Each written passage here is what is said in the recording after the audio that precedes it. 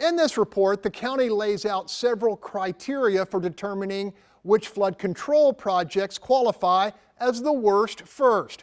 One of those criteria is equity. In other words, the economic condition of a neighborhood. A week has passed since Fox 26 reported emerging fears that Harris County was proposing criteria for funding flood protection projects that would favor some low-income neighborhoods. Those protests came from a congressman, a county commissioner, a local mayor, and the Lake Houston Chamber of Commerce.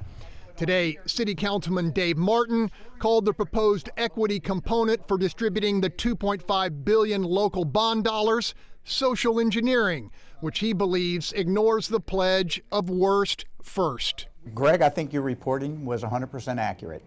I think because of your reporting and identifying what I'm going to call a bait and switch approach, I believe that's why a letter was sent out yesterday, Wednesday, to all the state legislators who got involved in Austin because of the low and moderate income level that was going to be used as a criteria to determine how these projects were going to be sequenced. Harris County had 23 public meetings all across Harris County.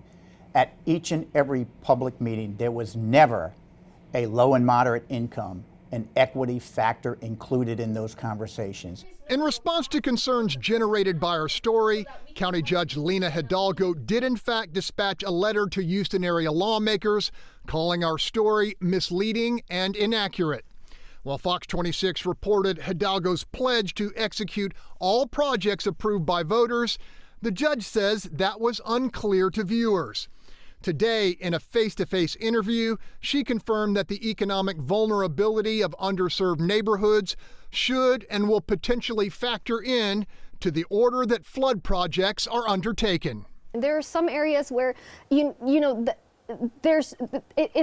haven't seen a project in a very long time, that would never see a project were it not for these equity guidelines. So equity is a factor. Equity is the factor. Hidalgo says many low to middle income areas have been shortchanged by federal guidelines that favor projects with the highest property values.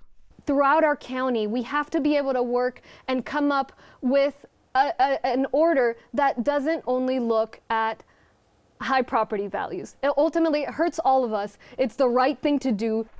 Hidalgo would not outline how the potential equity standards under consideration would impact the $900 million local bond dollars still uncommitted to specific projects. She did say that since our story aired, the equity criteria for being located in a low to moderate income level area has been at least temporarily abandoned.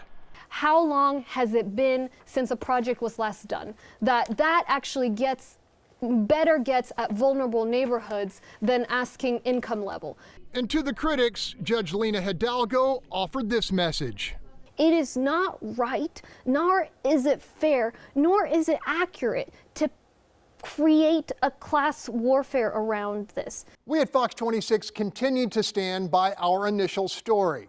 There is at least one more public hearing on this issue, and despite the controversy, Judge Hidalgo hopes to bring an equity plan before Commissioner's Court on March 12th.